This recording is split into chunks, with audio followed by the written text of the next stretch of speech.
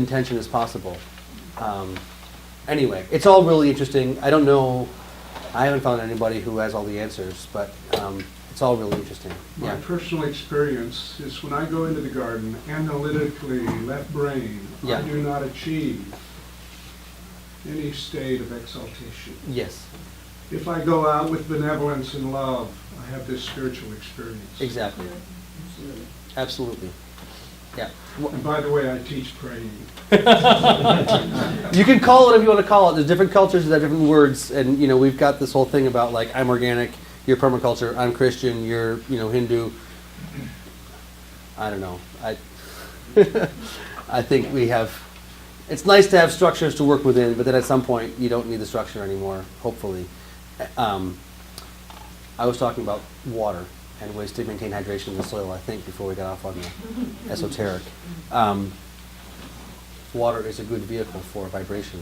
And these are topics I usually wait till the end of the course to get into because I don't want to come off as too much off the deep end when I get started, but I guess here we are, so we'll deal with it. And we're going to roll with it. Do Yeah, you think the living mulch actually harvests more water out that of was the rest of what I was going to say. soil? Thank you. That's what I was going to say. Go out there in the morning at 5 a.m. and you see the dew on the leaves, and then you see it actually runs down the leaves into the, there's like a little wet spot underneath every plant, right? They're actually pulling water out of the atmosphere at night, and the more hairs they've got in their leaves, the more moisture they're collecting and the more water they're pulling down. It's bare dry. On bare soil, there's no wet spots. On soil where weeds are growing or plants are growing, cover crops, regular crops, you'll see that moist spot at the base of the plant in the morning in the middle of a drought when you won't see it on bare soil. Absolutely categorically.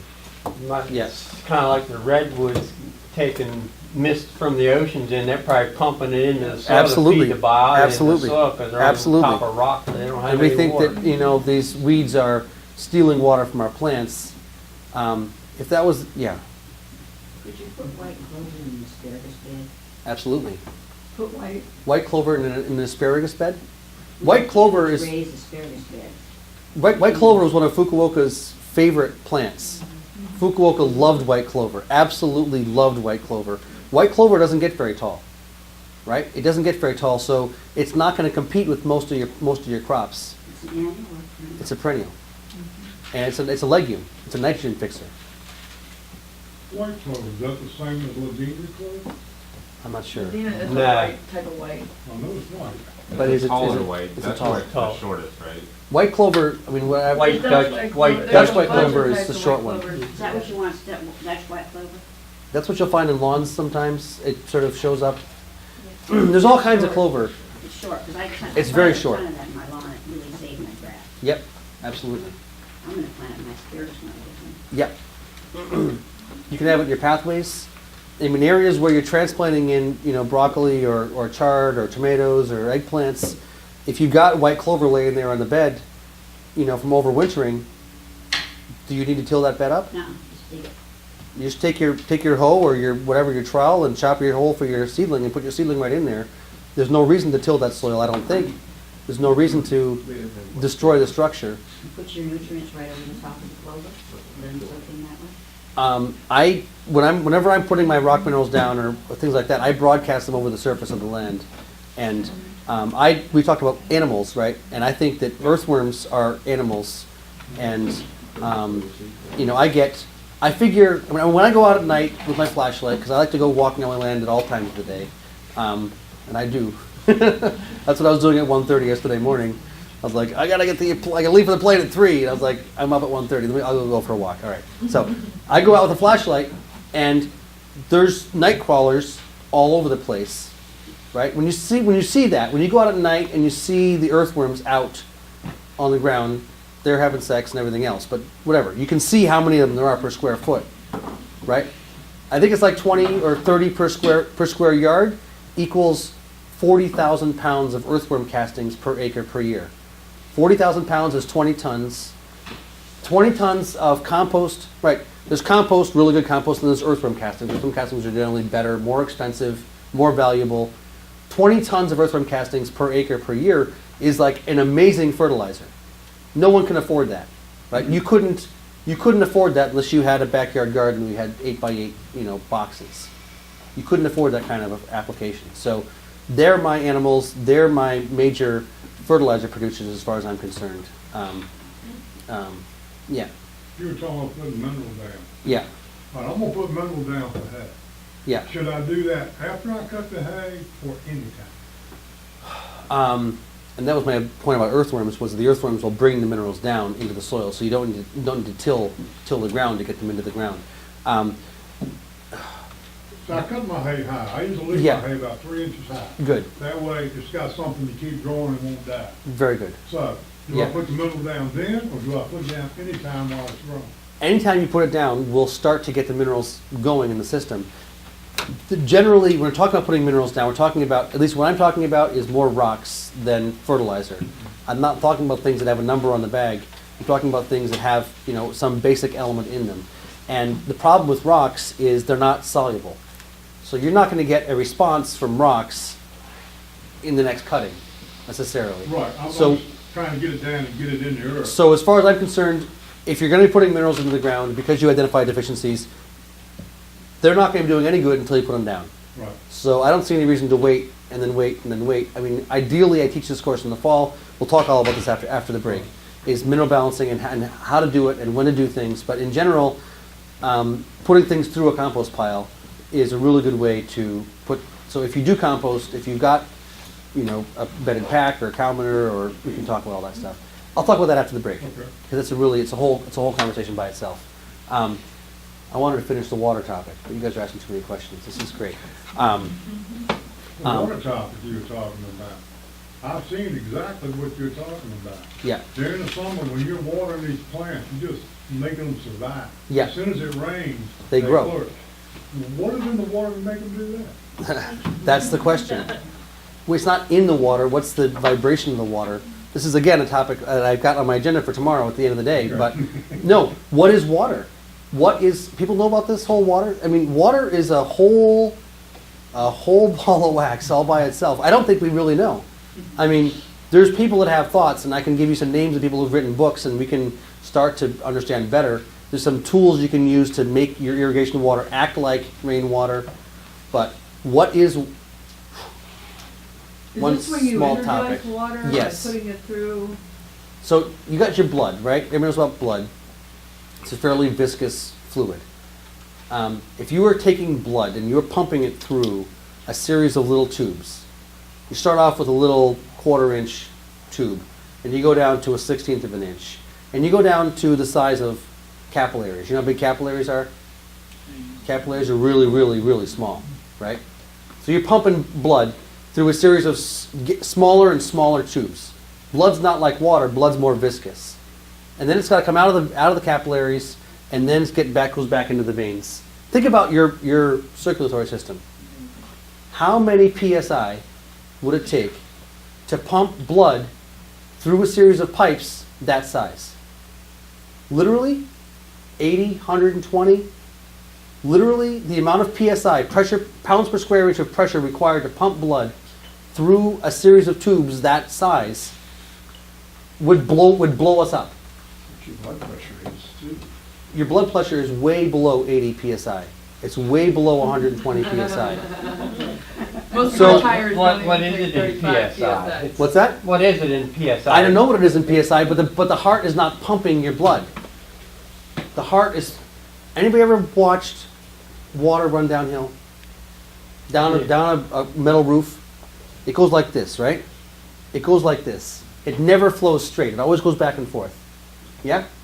You look at a river, a stream on the land. You look at a map. The rivers always go like this. That's in 2D. That's on one flat plane. It looks like this. But on 3D, it looks like this. Right? Water likes to move in a spiral, they say. Water likes to move in a vortex, in a spiral form, and that's apparently what the heart does. It's not pumping your blood, it's putting spin into your blood. So it's literally vortexing. That's the only way it flows, because that's how water likes to flow. I don't know. This is what I've heard. It's really interesting. It's all really, really interesting. But it is on the agenda for tomorrow, so I'm going to let it be there. But with that one little point. You've heard about the tidal force? Something about the moon and gravity, water goes up instead of down. Surfer. What? Surfer. You're a surfer, okay. At the edge of the ocean, you can see the water goes up and down twice a day. They say it has to do with the moon.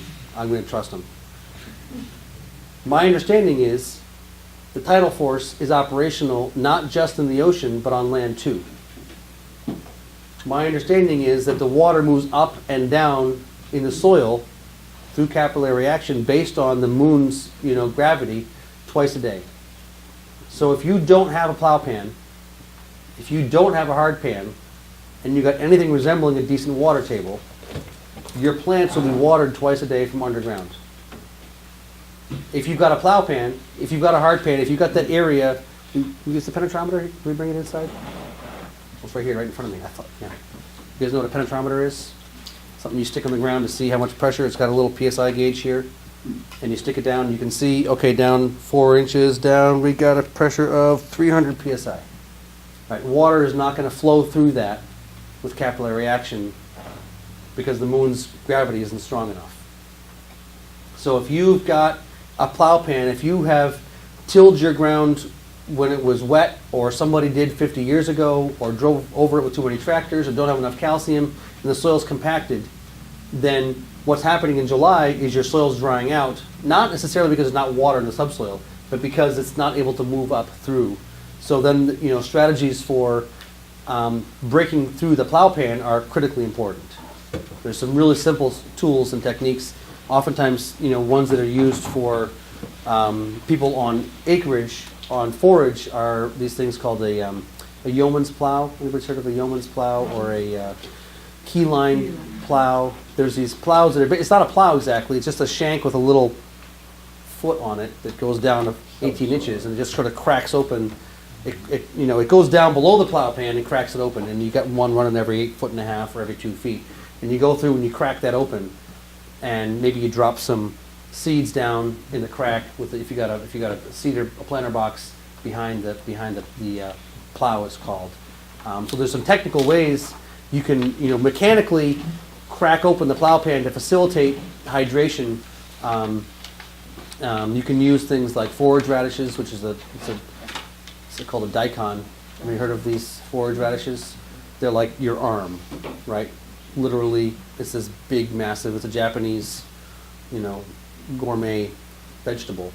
But it will drill down there and, it'll crack open the soil, and then it dies in the winter and rots and turns into this goop that is food for soil life, and they eat it, and they, go through and crack things open. So there's all kinds of different ways you can deal with compaction, but if you've got compaction in your subsoil, that's going to be a real pain in the butt when it comes to maintaining hydration in the middle of the summer. Water's really important. Water's really important, and if you don't have the environmental conditions to maintain water, you're in trouble. So that's one of the big things I like to talk about. A couple of the pieces of the water puzzle. What was I going to say? One is the keyline system. People heard of keyline? And Alan Yeomans, I think, is the sort of initial proponent. Yeomans, I believe. Keyline. And Alan Yeomans is from Australia, and he figured out how to get water to move uphill in the middle of the desert in Australia. Pretty sophisticated, really low tech. Permaculturalists talk about the water and the lay of the land and the water. And basically, you want to capture the water at the high points. So there's a bunch of good information out there about making ponds and then getting the water to flow, across the land to maintain hydration. It does rain. It just doesn't rain all the time. So you want to be able to capture the water when it does rain and have it sort of percolate through the landscape instead of running off or just dropping down through the subsoil. So there's a number of systemic strategic ways of addressing these things. I don't have time here to go into them, and These other farms are doing a better job, demonstrating this kind of stuff. On my annual cropland, I absolutely put down drip tape. Which is an irrigation system. There's overhead irrigation systems you can use. There's in-ground irrigation systems. I use drip tape, which is an in-ground irrigation system. It was developed by the Israelis in the Negev Desert as like the most efficient way to use water. They have very, very little water in Israel in the Negev Desert, and they still grow lots of vegetables. So on my fields where I'm growing crops, I have what looks like these raised beds. I just have a bed former, which goes behind my tractor. So we're gonna call this a 4-foot wide raised bed with like a 1-foot pathway. The pathway is just a divot in the ground, right? The bed former it basically is a disc. It's a shank and a disc that pushes the dirt up, and so I've got a bed. And so Use when we permanent raised beds, or do they move from year to year? they don't move. I may or may not re-up them on an annual basis depending on how much they've fallen in. We're planting seeds right now, and the pathways are still there, so I'm not dealing. It's an optional thing. When they start to be really gone, then I put them back up. But it's just basically one pass with the tractor. Right now the tractor's not running, so the pathways are just fine. My tractor doesn't run very often, but luckily I don't need it that much. But in a 4-foot raised bed, I will run, and I don't have colored chalk, I don't think. I'm not going to use a pen. I'll put 3 lines of drip tape in a 4-foot bed. People who grow vegetables, in many cases I see going into farms, sort of the classic case is sort of the black plastic raised bed with the tractor path in the middle. And have you ever seen farms run like that? I run 40 acres of vegetables. Well, you take out all the tractor paths, you've only really got 12 acres of vegetables, but that's okay. Right? You know the tractor path that they come through, they till to keep the weeds down? So you got your black plastic raised bed, and underneath that black plastic is 1 line of drip tape going up the middle. Right? You put your tomatoes in, way too close. And then you got literally 10 feet, 12 feet, 14 feet until the next bed. Next line of drip tape. Middle of the summer, hasn't rained for a while. You've been tilling this middle part to keep the weeds down. You rip a hole in the black plastic and it's powder under there. It's powder. It's powder under there. And people wonder why they get late blight. They wonder why they got late blight. If you cannot maintain hydration across the entire root zone, for me, the field is a field, like a physics field. We want energy flow, we want nutrient availability, we want, I want my plant roots to be reaching out and talking to each other, right? I put my tomatoes on 5 foot on center, and they get big quick. I want to give them enough space. I want their roots to be able, as above, so below. People heard about this one? As above, so below? Yeah. How much plant is there above ground? How much plant is there below ground? If you've only got water in this little skinny zone right here, you're not going to have big plant reaching out all over the place because there's no water for it, right? So for me, maintaining hydration across the entire soil profile is a foundational, critical step in sort of good management of the soil. Yes. Just a quick thing about the bed shaper.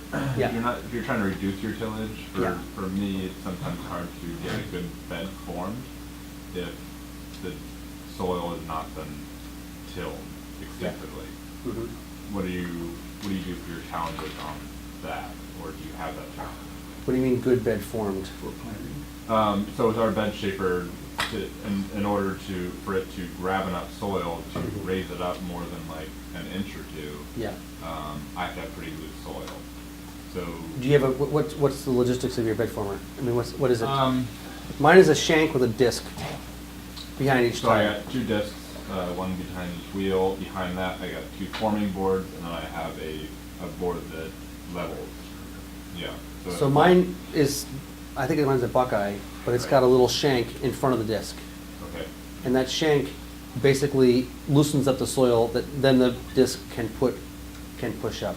So after the winter, if you have stubble and or weeds in your bed, do you go straight through that with your bed shaper, or do you? It depends entirely. My best planting of greens right now, I do a lot of salad greens. The other question back there was how do you make lots of money on not very much land? And one of the ways you do it is you grow high value crops. So I'm growing a lot of salad greens right now in my hoop houses, and I think we made $700 off of 2,000 square feet on Thursday. And that was just one picking. That was this week's picking. I can call it 3,000 square feet if you want. It was probably 2,000 square feet. So my best planting of salad greens this year is in a hoop house that was tomatoes last summer. And my tomato hoop house, we got a bed like this, we got the plants yay far apart, literally 5 feet on center, right? Literally 5 feet on center. Those tomato plants were kicking butt all through the fall. We got our first killing frost in the middle of October. Those tomato plants all died, and they sat there with their mulch until this spring. I pulled the mulch back, broadcast my seeds, raked them in, and they're up and running. So I've got a lot of areas on my farm where I had chard, where I had kale, where I had potatoes, where I had summer squash, where I had a nice thick mulch layer. And like we planted salad greens outside yesterday in the area that was potatoes last year, and we didn't do anything besides pull the mulch back. There was the occasional weed that had established last fall we pulled out, but there was no tillage necessary, no bed forming necessary because we had the soil covered. There was not a strong weed population. In the areas where, like say we had beets and carrots last year, where there is a decent weed population, I would probably go through there with a rototiller and do a shallow till. I am not philosophically opposed to tillage. I understand tillage is destructive, but I do it when I feel like it's necessary and appropriate. I try to minimize it, but I just try to go as shallowly as possible. Does that answer your question? Yeah, to an extent.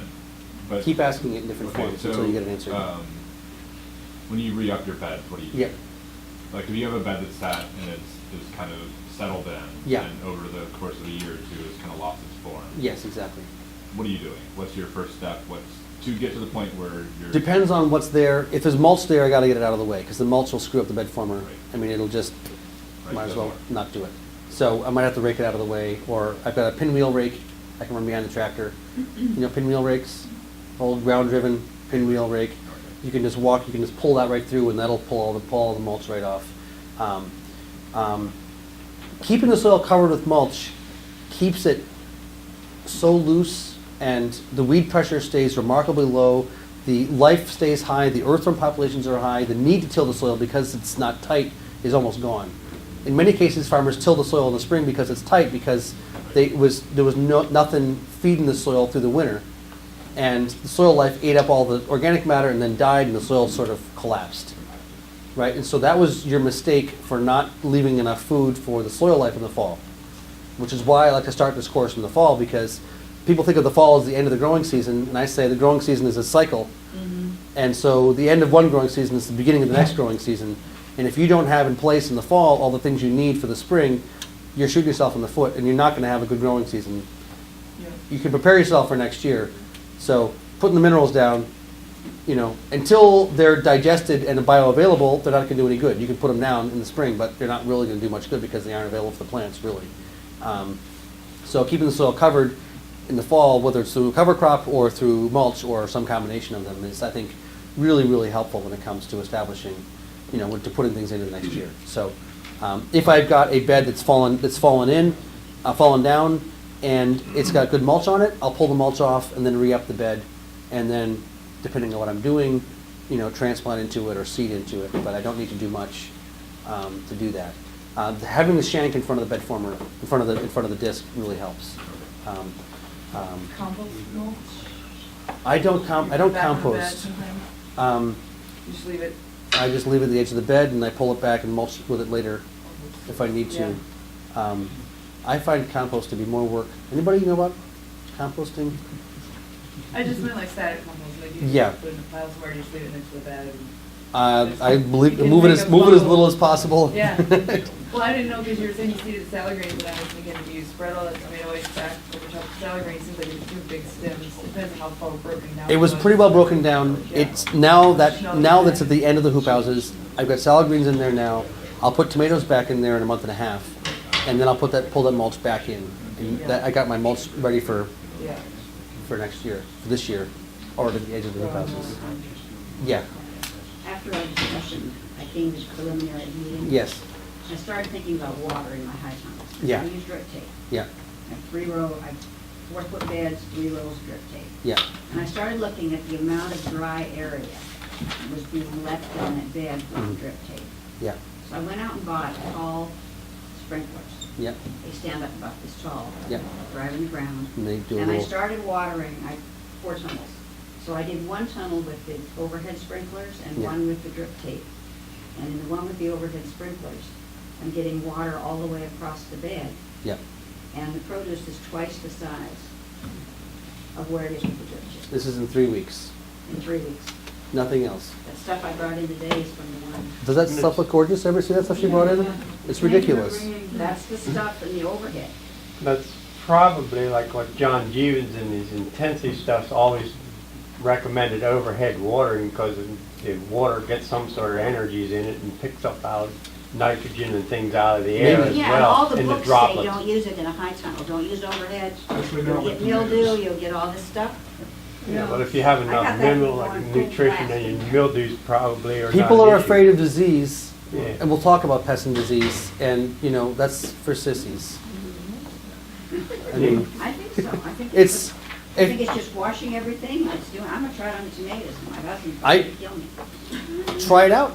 I'm good. If it's true, it'll work, right? If it's not true, it won't work. I'll just say this right now, and I'll hopefully repeat it a couple of times. Don't take my word for anything on everything I'm saying. If it sounds intriguing, experiment in a corner and see what happens. Just experiment. And if it seems to work, try it somewhere else and then tell your friends. If it's true, it'll work, and if it works, it'll spread. That's the basic thing. If it's not true, it won't work. And if it doesn't work, it won't spread. But my thing with drip tape is people don't have it on enough. When you put the drip tape on, people talk about, oh, you're going to have it on for 2 hours a week, or do it for half an hour a day, do you have long drip, a week, blah, blah, blah. I'll turn the drip tape on, and sometimes the drip tape, I mean, the thing is the water goes down and out, right? And so may still look like it's dry on the surface, but you got to stick your fingers down there, and you got to feel how moist the soil is. And people, my experience is, have a mental thing about how long the water should be on for, and they turn it on and then they turn it off. But if they stick their fingers in there, the soil isn't even wet. So that's my question: is is your soil wet with the drip tape throughout? Not wet enough. So maybe you've had the sprinklers on. You've actually put more water through the sprinklers than you have through the drip tape I from don't one know. house versus the other house. Because the drip tape goes, I don't know whether it's the condition of my soil in the tunnels or Yeah. whatever, because it's a very loose, very, Mhm. So repel water. and it goes straight down. Yep, it can repel. It doesn't spread. Interesting. It should spread with Very drip tape. little. If you look at like the drip tape, some of the manufacturers have this diagram or this image, and they show like in sandy soils you're looking at more of a teardrop. Yeah. In clay soils you're more looking like an egg turned on its side. It Yeah. definitely has a wider spread in clay soils. Yeah. And sand it just drops straight. Yeah. Mine's real lonely because I've been hauled it in. Yeah. And it's just going straight down, hmm and it's not going, and Did you some of the build it up roots aren't or- established enough yet to be deep enough. But if you keep it moist, I mean, the thing about the tidal force is, if the water's down there, it will come back up. But in many cases, people just don't put enough water in. People have been afraid of water. I go out to California, people are like, oh, we don't need to water. We don't water tomatoes. That makes them sweeter. We don't water grapes. That makes them sweeter. I'm like, that's like saying cut the leaves off and that makes them better. Anybody heard this one? Yeah. Get rid of the leaves. Like the leaves are the ones making the sugar, which is feeding the soil life, which is feeding the plant. So pruning your leaves off is not going to make sweeter, anyways. Yeah. It's 10 after 11. I was going to One take a break. thing about the Yes. triad thing, because The it took triad me a while thing? of trying things to figure this one out, is that it's such a dynamic continuum. Your farm is a living organism, and so even if you try something one time and then it works and you do it again, the conditions are different than when you did it before. Even if it's the same thing, the same bed, the same time of year, the next year, it's different. And so there's always like a balance where nature's going to be health, and if you keep steering right, you do something and steer the system right. And you think, oh, that worked really well. I'm gonna do that again. I'm gonna do that again. I'm gonna do that again. I got it, right? And then you go off the road. So it's got to be adaptive. And so if you do it and it works, you do it more and it doesn't work, maybe there's a level in there that, or a timing thing, or Yeah. a sequence of what you did before, how it's relating to the other elements that is really important. Fair enough. So we've made it through 3 slides almost. What's that? Is that normal? I can expand or contract the amount of time we spend talking about any topic. So I think we've talked about a number of good things, even though it appears that we haven't done that much. If you give me about 2 more minutes, we'll finish page 1, and we'll be on schedule, and we'll take a break at 11:15. How's that sound? And we can stretch and pee. And I'm not sure there's coffee back there, or there's water at least. But things that you do or let be done that harm soil life, harm your plants. That was the basic point. I was wrapping on water. We can talk about tillage. There's all kinds of things we do that harm soil life, that harm our plants. And the question is, do you understand the implications of what you're doing? Quality is the objective. Nutrient level, flavor, aroma, shelf life, pest and disease resistance. I would say yield. I referred to that already, but that's the basic gist behind the agenda here. Is that I don't really care what you call your process or what your label says. What matters to me is what it tastes like, what it smells like, and how you feel after you eat it. That's the broader comment. One point I didn't make about this, I don't think today. My understanding is that of all of our DNA, which is apparently a lot, right? We got this big DNA thing chain. 30% of it. 30% of your DNA facilitates the function of your nose and your tongue. Your nose and your tongue are a third of your system function according to your DNA. We got all kinds of system functions, right? All kinds of things that go on in our bodies. All kinds of, there's a whole bunch. And according to the scientists, With the feedback from the nose and tongue regulates 30% so much more of it. of it is for nose and tongue because it's so important that we taste Make and the gut. smell and discern what to eat and what not to eat based on how things taste and how they smell, because that tells us what's good for us and what's not. And when your body's telling you that your organic local carrots don't taste good, listen to your body. Yes. That's your animal instinct. We say we've lost our instinct, it's not true. We just don't listen to it, right? When something doesn't taste good, and we have all of our, all the food scientists that are developing all these compounds to add to our crops to trick our noses and our tongues, right? They know about the salt and the fat and the sugar, the Dorito effect. Mark Schatzker, he was our keynote speaker at our conference this year. Very interesting. Very, very interesting. So the flavor aspect, the aroma aspect, until we've got good hard science, if we ever can get it, of what quality is, we already have a really, really sophisticated nutrient monitoring system. It's called our noses and our tongues, right? It's way more sophisticated than any gizmo's ever going to be because it's actually present in real time with where our body's at. Because everybody's bodies are different. You can't ever say this is a good carrot for everybody. We can say this one's good for this person, this one's good for this person.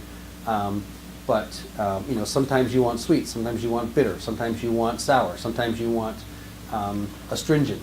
There's all these different flavors that have different nutrients which address different imbalances, and different people's taste buds are tuned to different things when they need different things. And that's how we get our bodies balanced. This all makes sense? I'm going fast, but not something too far off the deep end. All right. So correlations of health. The idea here, more broadly, is that there's a direct correlation between soil health and plant health, between plant health and human health, and I would suggest between human health and cultural and environmental health. I would suggest that because we are all so frickin' sick, right? We are all so degenerate at this point. Degenerative diseases, that makes us degenerate, right? Yes. All the diseases that are managed, not cured, are degenerative diseases. We have epidemic levels of degenerative diseases. We have children with degenerative diseases. We are degenerate. We are degenerating because we have a couple generations now of people eating food which does not have sufficient nutrition in, and we are physiologically breaking down. And that, I would suggest, is correlating very nicely with our intelligence, our connection to our deeper aspects, our cultural milieu, our ability to hold coherent thoughts, our ability to think more deeply and broadly about what's good and what's right, our political dynamic, right? I would suggest that all these things correlate really deeply and profoundly with the food we eat, which correlates with the way we're doing our farming. Which is why I've come to the position that being a farmer is one of the most radical political, economic, spiritual things I can do. Why, my 20s activism has turned into being a farmer is because I think it actually is being a real activist. We can solve problems through this process of growing healthy food, rebuild soil, et cetera, et cetera, et cetera. I didn't talk about carbon sequestration. I'll fit it in at some other point. So, topics for today, the last slide on page 1. Soil testing and mineral balancing, this is what we'll be doing right after the break. Cover cropping and mulch, biological inoculation, we talked a little bit about that, potting soil. If you do start seedlings inside, what they have to eat when they're babies is really important. Tillage, fertigation, irrigation, we touched on, foliar spraying. These are the basic topics for the day. It'll all get morphed into the whole 2 days, but that's the basic agenda. So it looks like it's almost 11:20 right now. Let's call it 10 minutes to 11:30 and reconvene. All right, break time. Resounding applause. Yes, please, come on, it's break time. Yes. That's it. The rest of the day. Not going to get any more applause. Get it out of your system now. Yeah.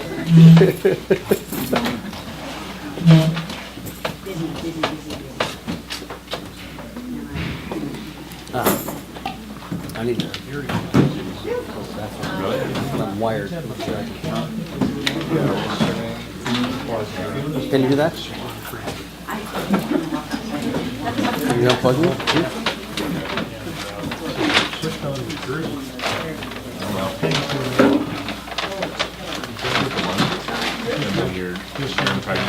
Yeah, 4 weeks, yeah.